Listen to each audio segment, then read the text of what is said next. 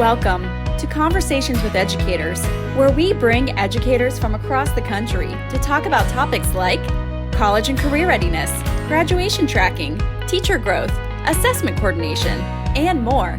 Let's get started.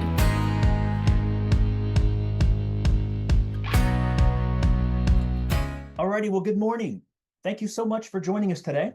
My name is Robbie Grimes, one of the customer success managers here at Education Advanced. I was also an educator in Indiana for 26 years at Brownsburg Schools and MSD Wayne Township. My colleague here, Mia Finch, is with me. Say hello, Mia. Good morning, everybody. Mia Finch, also here with Pathways in public education for 10 years before joining Education Advanced. Excited to be here to support you guys. Fantastic. Well, welcome, and I'm so glad you are here today. We are providing this opportunity for school districts to be able to just sit for just a moment and chat about changes that are coming in the new Indiana Diploma. I don't want to do too much other than to say your panelists are experts in their field, and tell you that our three distinguished panelists are from three different districts. One of them is Covenant Christian, one of them is MSD Pike Township, and one of them is MSD Washington Township. I'll let you guys introduce yourselves. I will get the, I'll close down this PowerPoint presentation and we will go ahead and get started. I'm not going to share very much other than just to tell you there's a link that's been put in the chat. That is a back channel. Please use it to put major concerns, shared resources if you'd like to, and also take a look at some of those Pathways resources if you want to. This is led by Pathways from Education Advanced. However, this is not a sales pitch. You're not going to hear any sales pitch or anything like that. That's not what this is for in any way. We want to give you an opportunity to use your voice and share. So put your major concerns in here, and we are going to pull these together, kind of iron them out and remove repeats, and then share this Google document out with you at probably later on this afternoon. But if you've got any questions for the panelists or want us to discuss anything, please put those in the chat so that we can take a look at what those questions are, and then do a thumbs up for the items that you think you're really interested in, because that will tell us, Mia and myself, which questions we want to talk to our panelists about and which questions you want to really kind of address that are really pertinent to you. So type your questions in the chat and bump them up by giving a thumbs up sign to all those, whatever questions are really important to you. And then in the Google Doc, go ahead and use it. It should be shared with all of you. You can edit it, put your major concerns in there, hit the enter button, get yourself a clean line, add your major concerns and any shared resources that you've already created and used. So for right now, let's go ahead and head off to Andy at Covenant. Go ahead and introduce yourself, Andy, and tell us a little bit about how you are preparing for the new diploma that's coming out from Indiana. Yeah, so hello everyone. I'm Andy Schreiner. I have been in education for 30 years this year, which is incredible to say. I've been at Covenant for 12 of those, and it's been a really wonderful thing. I've survived many diploma changes at this point, and we are having a lot of conversations trying to we just finally made some decisions last week about how we're going to implement this new diploma at our school. The diploma, we are a college prep curriculum. And so about 95% of our students are going on to a 4-year degree, which makes some pieces of this new diploma really challenging for us because we're small. We have about 400 students and we're just a high school. So some of these required classes are going to require us to hire some additional personnel this next school year, starting this next school year, which has been challenging to think through all of these things, along with a STEM coordinator who can teach some of the STEM classes that I know we don't have an official list yet, but the proposed list of classes that they have put out for us are not classes that we have typically offered in the past. So I'm anxious to hear from everybody else on the panel. Good morning. I'm Twyla Kendrick. I am a counselor at Pike High School in Indianapolis. I have been in education for many years as well. And I also spent over a decade as a counselor in Elkhart County. So I want to give a quick shout out to the Elkhart counselors. Here at Pike, we're a large school, a diverse school in all kinds of ways, and a population of over 3,000 students. We have a career center in-house. We have an ROTC program in-house, and we have an IB program in-house. And that, I think, I'm hoping can be advantageous for us that these are established things.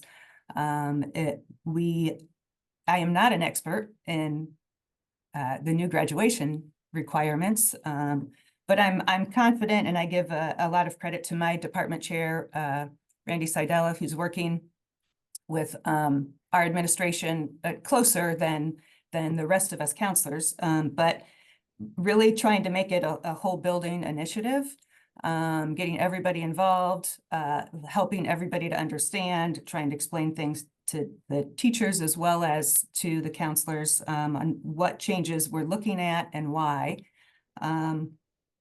So I think we're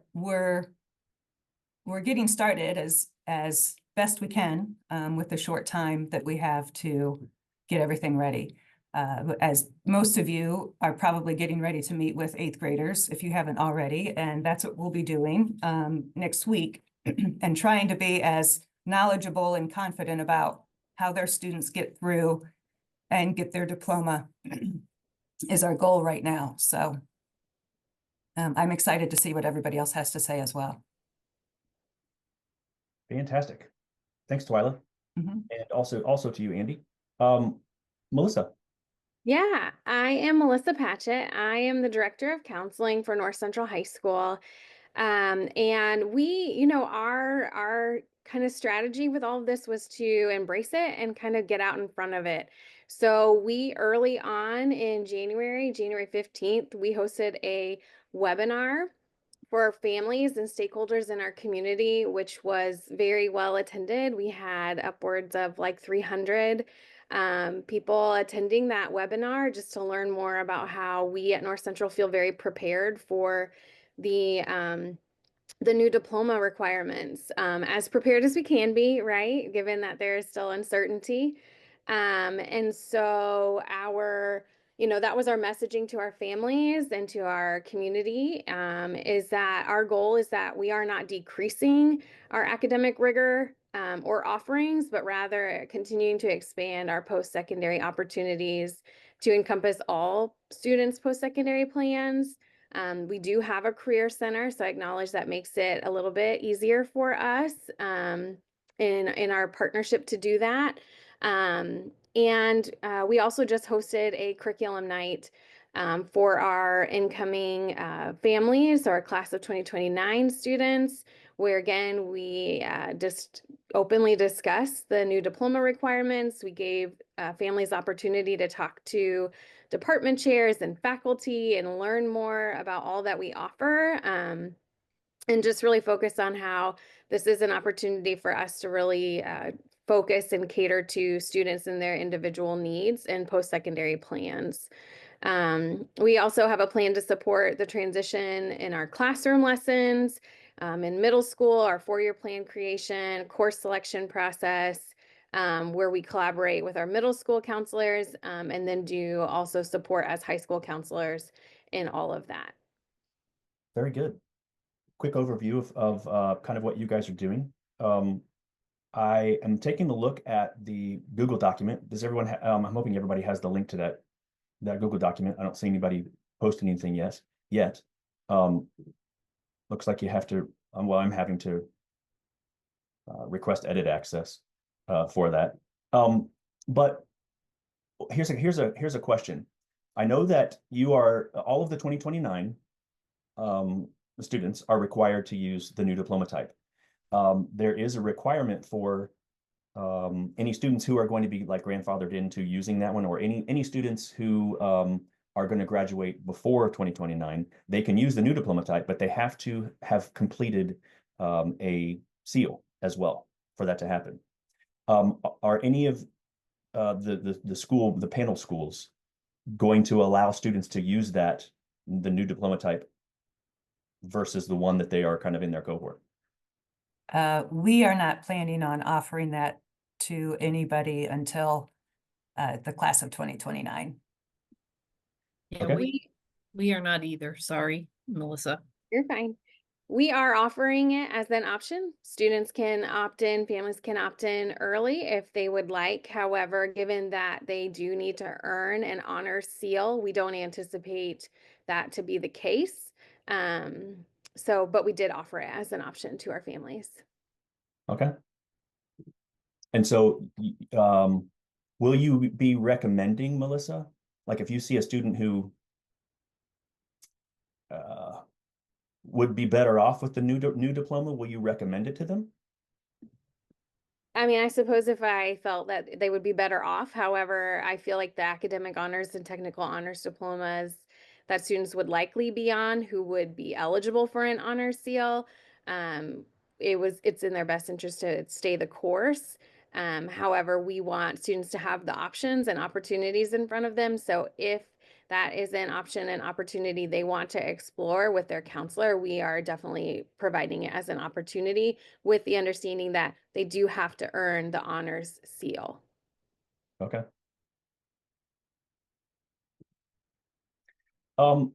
There is I don't see any questions in the question and answer session. By the way, I was going to clarify this. The chat apparently has been disabled. Go ahead and go into the Q&A area of Zoom and use that area to put questions in, and Mia and I are taking a look at those. Hopefully everyone's got access to that Google document now and can take a look at that. One of the questions is, or the major concerns is not being able to offer the enlistment seal. Can any of the three panelist districts speak to that at all? I know you come from varied areas and backgrounds and what you can provide your schools, but are there any concerns here with the enlistment seal that you can kind of think about or even speak to? Well, like I mentioned, we do have a Navy JROTC program here. So we have instructors, and they have obviously we have the ability then to offer the year of JROTC. We don't, just talking yesterday with some other counselors, the public service course would be something new that we would have to implement with that. So we're talking about it, but we don't have a precise plan for it. Okay. We would be the same. We offer JROTC, so we can offer that, but not that new intro to public service course. But the JROTC program we do, so that's where we would lean on in terms of students pursuing the enlistment seal. Okay. Andy, any thoughts on enlistment for your school district? You know, we rarely have someone who's going on unless they're going to one of the academies. So to be honest, I don't know that much about the enlistment seal. I haven't paid that much attention to it, to be honest. So just because your population doesn't. Yeah, our population just is that's not the focus of our education. So okay. For rural communities, I see question number 3 in the major concerns area on the Google Doc. You have very limited opportunities for work-based learning. I know that Melissa and Twyla, you're not necessarily a rural community, but Andy, you could possibly fit kind of in that area. But I know where your location is, you know, having been in Indianapolis for quite some time myself. Can any of the three of you talk about what you're doing for work-based learning opportunities that might be helpful for a school district that's kind of struggling with opportunities for their students? Well, we have a unique schedule in that we do J-term in January. So the first 2 weeks after Christmas break, when we come back, our entire school population is on J-term. Our freshmen and sophomores takes classes here on campus, but our juniors and seniors either go on trips or they do an internship. And so starting next year, we're going to require one internship that they have to either their junior or senior year do an internship.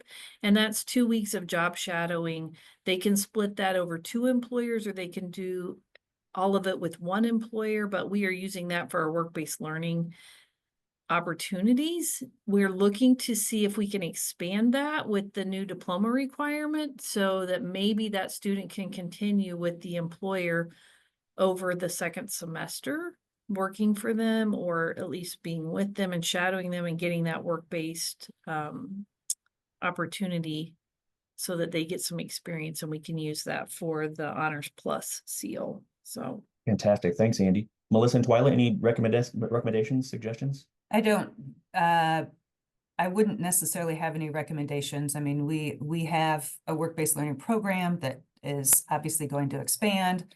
And because of the Career Center, we can use some of those programs where they're doing and working in that field.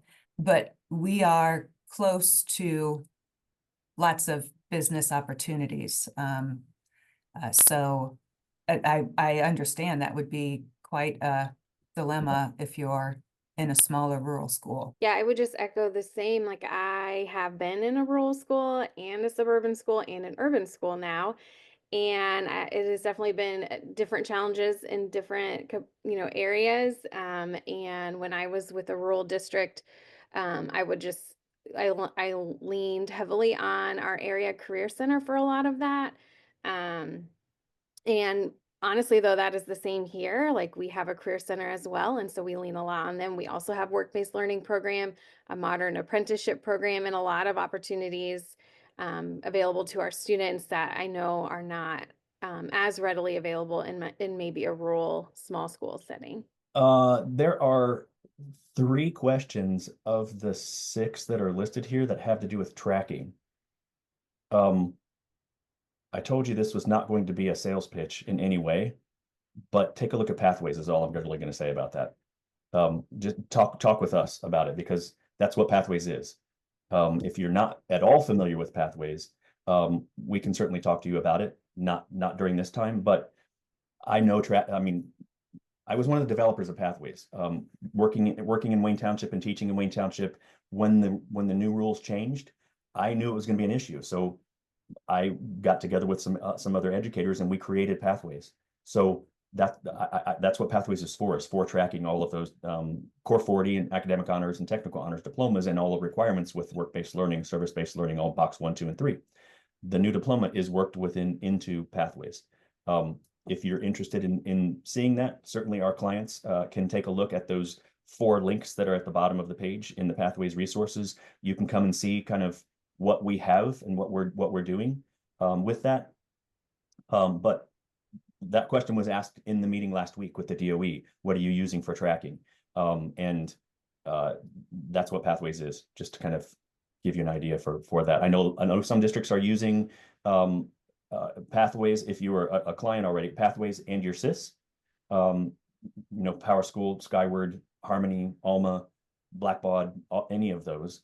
And those tools do have some features in there to be able to track that data. However, Pathways is designed for that and should be comprehensive in connecting and collecting and helping you analyze all of that data. So I also want to point out that in that area of the Google Doc, if you're willing to share any type of resources that you have with this group, please put them in that shared resources area. If you can get a link to it, to a Google Doc or to a Microsoft Word shared document or 360 or something like that document, go ahead and put that link in the shared resources area. We want this document right here to be something that you can go to as a resource. Certainly, I want to promote Counselor Talk.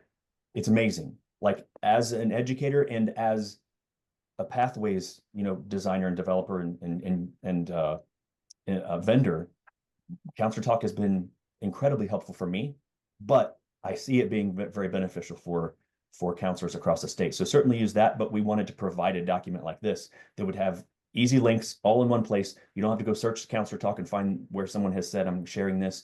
Go ahead and put whatever resources you have collected in that shared resources area. And we will send this link out to everyone who's in the call, as well as everyone who registered for this completely. I would say, though, I concur. Tracking is a concern, a big concern for us. And we have Pathways, and I'm grateful for that. But still, even just the tracking and wrapping your head around all of the possibilities. And I don't know, I'm guessing many people deal with this too, students who transition in and out of schools. And will it be in a language we understand when the transcripts come, and that kind of thing is a concern, because I'm just being honest, I already have trouble keeping up with everything, it feels like. So, and and maybe it's because it's new, but it just seems a little more complex. That they've made it a little more options, hopefully for the students, but more complex too for the counselors trying to track it. I think one of my worst nightmares is that I'm gonna miss something from a student. It is really high stakes, and you want to make sure you're doing your best for your students, but at the same time, they have to have some personal responsibility, and their parents have to have personal responsibility for it as well. It's really difficult to track. And I was at a DOE conference last week where the DOE was there and talked about, they know that we need something to help with tracking. And I put in a plug for the SFS, because it just has made our job so much easier here to be able to have it all in one place and be able to track it in one place instead of trying to track it on paper, trying to track it through our SIS, trying to track it in all these different areas. It's been really challenging. And this is going to be even more tracking now. If there was a counselor on the call who's really kind of behind in really getting their minds set for what this change is and all of that type of thing, what would be the major thing that one of the three of you would recommend they either use as a resource or think about? Like, I'm thinking about the Core 40 mindset. Most people probably understand what Core 40 is, how it works, how it worked, and how all the other diploma types worked. Now there is one diploma type. Ms. Jones on the call last week made that very clear. There's one diploma type. And then you have all these seals. What's the recommendation that one of the three of you has for someone who's like, okay, I need to know where to start. This is relatively new-ish for me. What do I do? Where do I go? Where do I look? I think I would suggest that you have to be patient with yourself, give yourself some grace. And I'm approaching it as one step at a time. Next year, we have the 9th graders coming in. I don't like that I don't necessarily know exactly how their sophomore year is going to look or their junior year is going to look. But I know that we have to tackle 9th grade and getting them set up so that we know that they can go after whatever seal they want to go after. And keeping a version, and I know this is something that's been talked about too, an updated version from the state where it's all laid out for us, keeping that on hand, referring to that with people. And I don't know how many of you were teachers before, but first I was a teacher, and sometimes you had to teach a class that you hadn't taught before. And it was literally you were a day ahead of the students, and that's not a comfortable feeling. But that may be what it is. I mean, we're going to learn it as we go. We have to. So that would be my piece of advice. Just don't feel like you have to have everything answered right now, because you'll drive yourself crazy with that, because we don't have all the answers right now. Great advice, Twyla.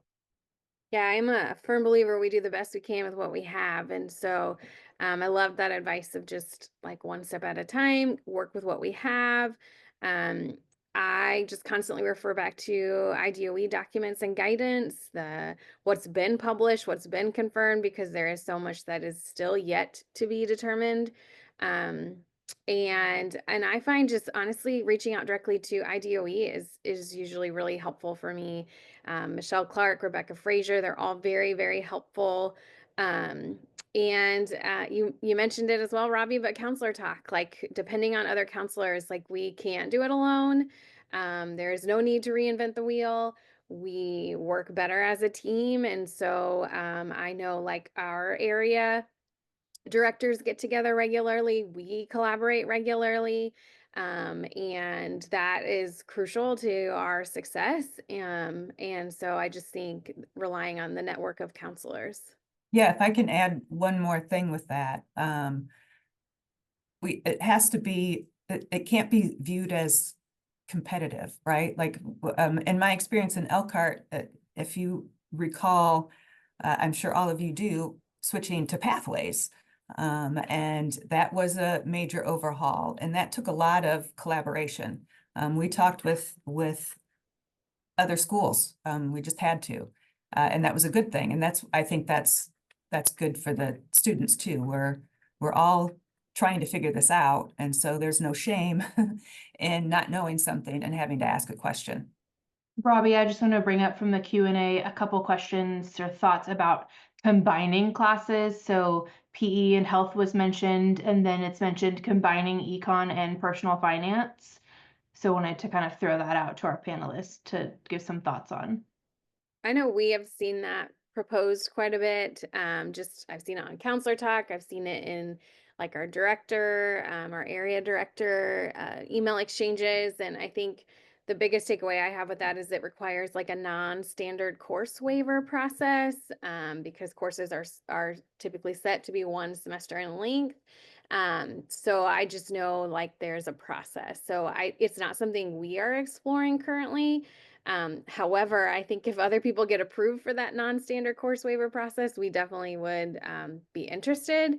But there is a process, I believe, that you have to follow to do that.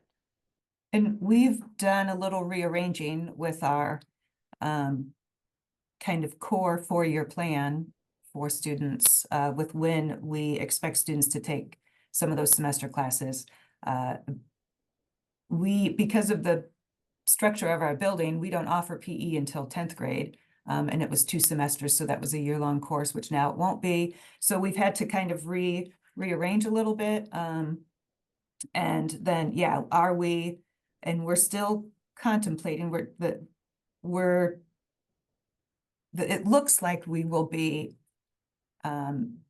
speech will be part of the regular English curriculum, and to get that in, and then personal finance becoming a senior class like econ, to pair with government. So yeah, we're, like I said, one step at a time, trying to figure out where things are going to land, and trying to make it so that there are there's lots of room for the work and the coursework they need to do with the SEALs, along with the core classes they need for the basic diploma, and spreading that out a little bit. Interestingly, that you are taking that finance class and putting it as a senior class. As an educator myself, I'm thinking through, what do kids need to know right when they get out of high school?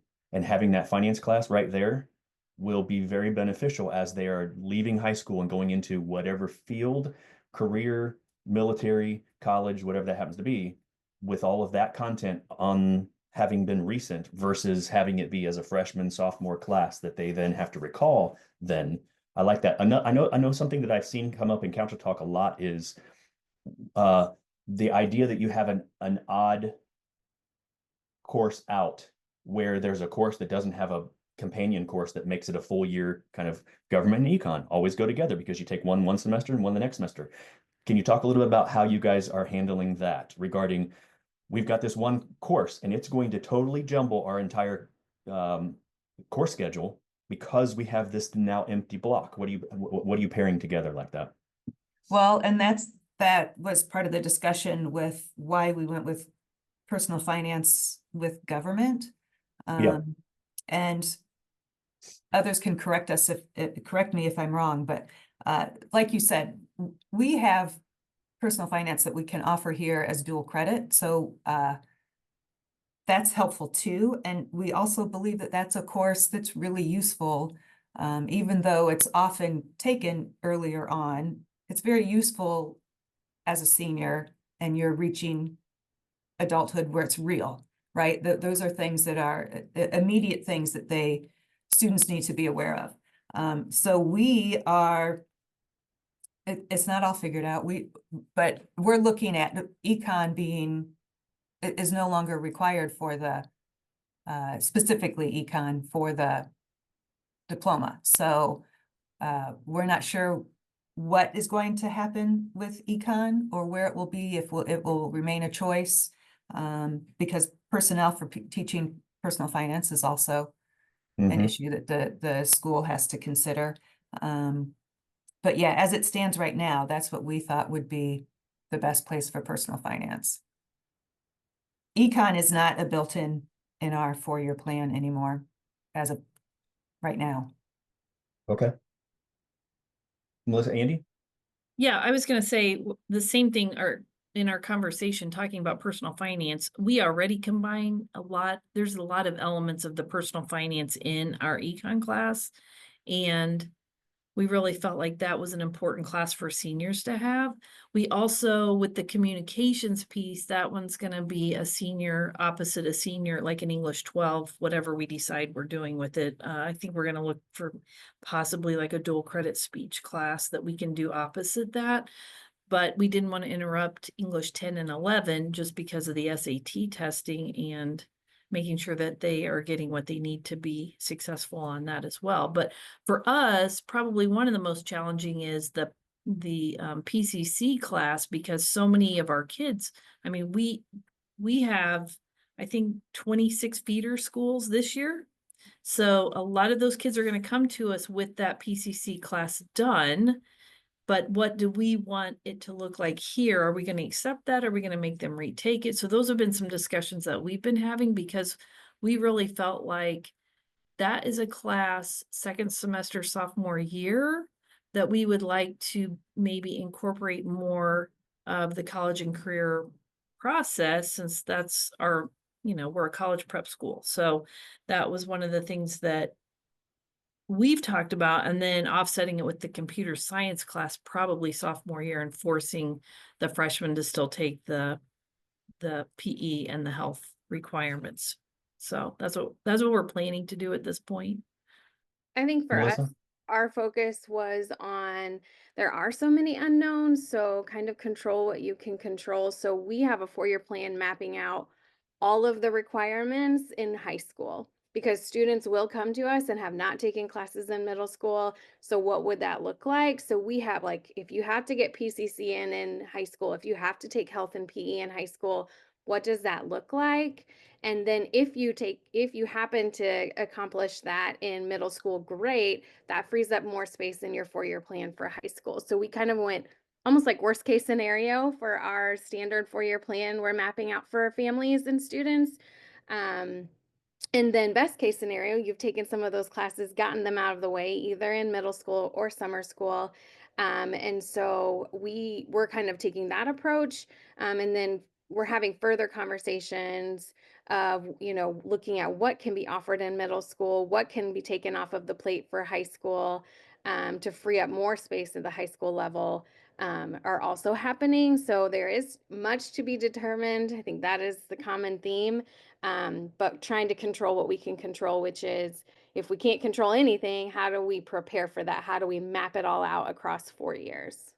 And as far as PCC for us, it has been a class that we've had our freshmen take for many years. And there's discussion about moving it to 8th grade, but it won't be next year. Our freshmen will take PCC. And for me, I see that as a positive, keeping that there, because it's a way that, in all fairness, I feel like the future 9th graders are coming in with not a complete clear picture of what it is to take, they have to take to get through high school. So that's a good class for them to have in 9th grade, so they know what they can take, what the options are at Pike. And it gives us a way to have students in a place where we can communicate it clearly with them as changes come up. Totally agree with that, Twyla. When we just were talking about finance being a good one as a senior, as you prepare for leaving high school, PCC is a great class to take as a freshman. If you take it in 8th grade, you're still finishing up your middle school years, all that type of stuff. When you come into 9th grade, okay, get ready, because you're preparing for the next step of your life in 4 years, after 4 years. And you need to think about that as you're coming in as a 9th grader, getting some of these regular, ordinary courses out of the way, and then really thinking about preparing for what courses do you want to take the next 3 years. Perfect timing for that as well. The panelists, how are you communicating the new rules and standards and guidelines and requirements and all of the stuff to your parents, to your stakeholders, to your students even. Either of those two groups, certainly students have anxiety about it, but absolutely parents do. How are you communicating exactly what all the confusion of the new rules and that type of thing? I think for us, I mentioned earlier, but we held a webinar that was very well attended, and then we also have had a curriculum night, and we're just continuing to get the information out to our families, especially as we head into scheduling for freshman year. I would piggyback on that. We haven't had, at this point, haven't really had much communication with parents. We've been trying to be open with staff. But we have our parent night for incoming 8th graders next week, and we are going to present it as confidently as we can, but be open to questions. And so that'll kind of be our first line of communication. And then we have Parent Square is something that Pike has been using this year, and that will be a way to communicate things as well. So we want to be as clear as possible with the parents. We also don't want to overwhelm them and have them worried about what's going to happen junior year. So again, kind of the one step at a time. We will give them a brief overview of things, not go too in depth, but we're confident that we're going to be able to provide what they need. So we're going to try to pass that confidence on to them. And Andy, how are you doing that process? We don't, since all of our kids come from multiple different feeder schools, we won't do anything to educate. Although I'm listening to Melissa talk about the webinar that she did and wondering, should we be doing something like that? So thank you, Melissa, for that suggestion, because I think it's a really good one. We don't really start meeting with our parents until June when school is out. And that's when we'll do the primary bulk of our educating. And we meet one-on-one with every incoming freshman and talk through their schedule along with their parents, just to make sure that, you know, all of their concerns are addressed in that. So. Okay. Thanks for your honesty. Appreciate that, Andy. I do want to, Twyla, do you want to add to that? I was just going to say, and something, because I really like the webinar idea too, just introducing it to parents who have concerns. And that can kind of be something that like a parent education class can go on. And we have a college and career resource center. It can even be something associated with like that website, or I don't want to put more work on somebody else. But like having the counselors even do a webinar through the College and Career Resource Center, so that, you know, yearly there can be updates and information for parents who are interested. Sure. I know that I have friends. I don't live in Indiana anymore. I live in Florida as of 2 years ago. But when I was living and working in Brownsburg for 26 years, I have friends whose kids are in 8th grade going into 9th grade, and they've reached out to me and said, look, what's going on? How can you help me? Knowing that I've got this job that I have that does the tracks pathways. And so I just pushing, or not pushing, but passing along this information regarding parents have anxiety over this as well. 8th grade parents coming into 9th grade, having older kids who've already gone through the core 40 kind of rules. And now they know, the parents know that their 8th graders or their 7th and 6th graders have a completely different set of rules. You know, I'm concerned about this as a parent, and where do I find resources? What do I do about this? How do I know what rules I need to follow? If you would, there are some questions in the major concerns area about, first of all, tracking, but also the idea of communicating to parents. If you are willing and can add links to like a 1-pager or a 2-page like view only type document where you're tracking all of this information, that would be incredibly helpful. Certainly Pathways is not for every school district. Now, while I want to, you know, bring you on as a client and help you, like I have helped Covenant, Pike, and Washington Township, certainly it's not for everybody. But as an educator myself, I'm here to help you. And so are all of us on this call. If you've got a spreadsheet that you use that tracks data and things like that, put it in the shared document, Google Doc, and we will add that link, and Mia and I will take a look at it, make sure it's view only, so we're not changing yours. But we'll take a look at that link and make sure it's added to this document so that it's shared with everyone who's here. If that's the easiest way, you know, as a professional developer myself, I've always told people if paper and pencil is the easiest way to do something beyond technology, use paper and pencil, for goodness sake. Some districts, if you're small enough, it could be just as easy for you to use a spreadsheet or a paper or something like that. Absolutely use that. But obviously talk to us if Pathways is, but the best thing here is that we're able to share. So I love that Mia is taking a look at the chat and the Q&A area and putting some things in this document as well, and sharing information that way. And we'll add some other things. If we find some things from Council Talk and can put it in here, we would like this to be a resource. This certainly isn't a website of any by any means, or a Pathways Bible by any means, but if it can be helpful, that's really what we want this to be, as a helpful resource for you to go. And I remember that one meeting that we had, and there was all these people here and there were some resources on there. I want to go to that and click on it and try to get those. So add those links if you can. Are there any other pressing questions that you would like to ask this group, or even can be asked of any of the 85 people who are still on the call right now, that we can put out to the group, and someone could say, hey, I've got an idea for that, or I've got a plan for that.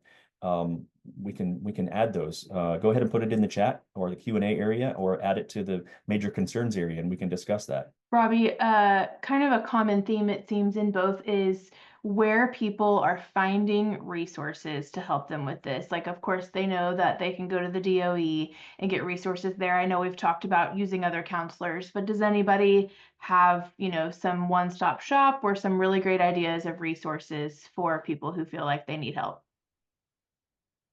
No. That's why you're all here, right? Because you need Yep. some. I will tell you that we work with other states, and Indiana's website is fairly good about being able to find things, and it's organized well, and the old stuff is kind of removed.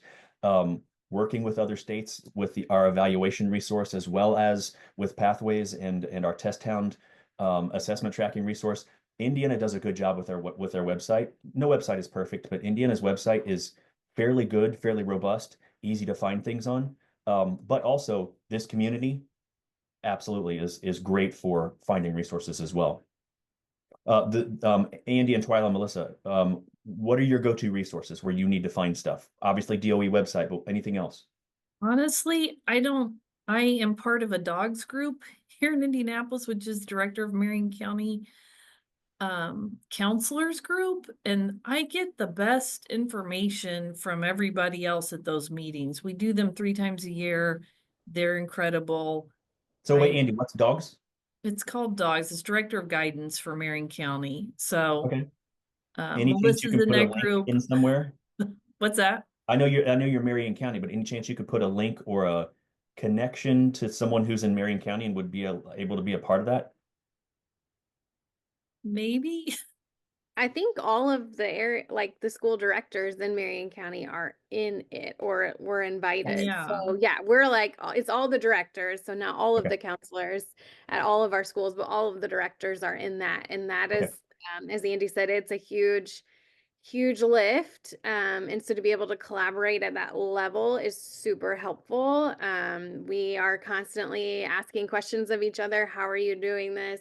What are you looking at for this? And so that's where I would just say lean on your people, like lean on your area counselors, your colleagues. I mean, we're not exclusive, but I do think all of our directors are in that group. So I just think the more you can collaborate, the better.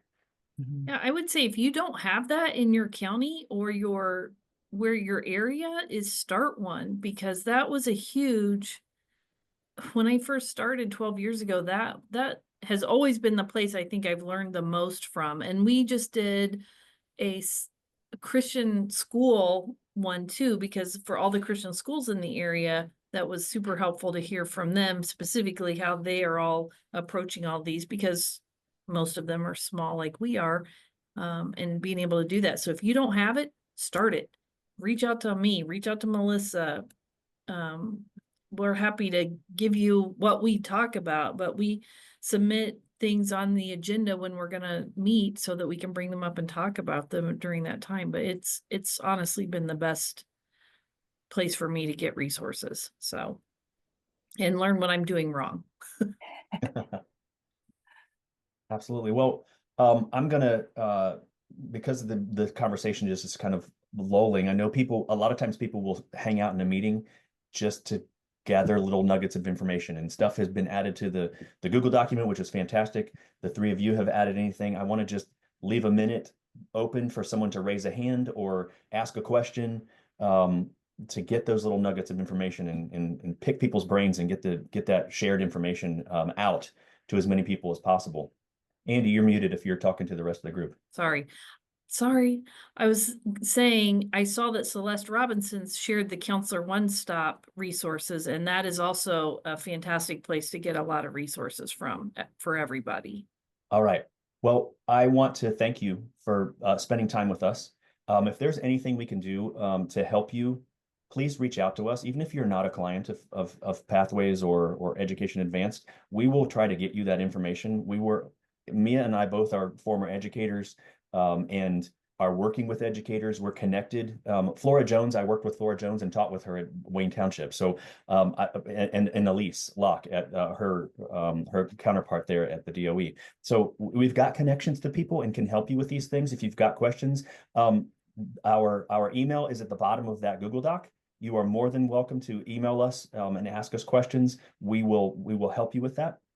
If you are a Pathways user and you want to find out what Pathways is doing to help with the new diploma type and how we have like check sheets and lists and how we're automatically pulling in courses and all that kind of stuff. One of those 4 sessions, those Pathways Pointers webinars that we have coming up over the next couple of weeks, those are for you. They will all be the same content, but we will be discussing different things throughout. You're more than welcome in those sessions. We've also got Pathways Pointer sessions, how to use Pathways, some training sessions coming up. If you need to know how to use Pathways or you need a refresher and want to jump back on board, here's a couple of Pathways training sessions on that Google document as well. We're going to leave this Google document active until some people aren't typing it on it anymore and doing those types of things later on this afternoon. But if you have some more ideas and things, go ahead and add those things to that Google document. We're going to compile all that information in that Google Doc and send it out to everyone who registered for this webinar today. So go ahead and add anything that you want to. The recording will be made available for you as well. So all of those resources will be sent to you via email. Twyla and Melissa and Andy, any last minute comments? I've been getting a lot of requests for like our webinar recording and presentation. I did just put it in the Q&A if that wants to get put over into the document. We have it on our website, so it's not like secret or anything. So if anybody wants it, you're welcome to have it. It was a huge collaborative effort. We did include like district leadership in the conversation because we want our entire district to feel like they know we're taking this seriously and we are committed to every student to be successful. And so from K-12, so we do have district leadership on it as well as high school leadership on the webinar. So feel free to enjoy. And I would just remind everyone, we did this a few years ago and we got through it. So we are all capable and working together is going to make it better.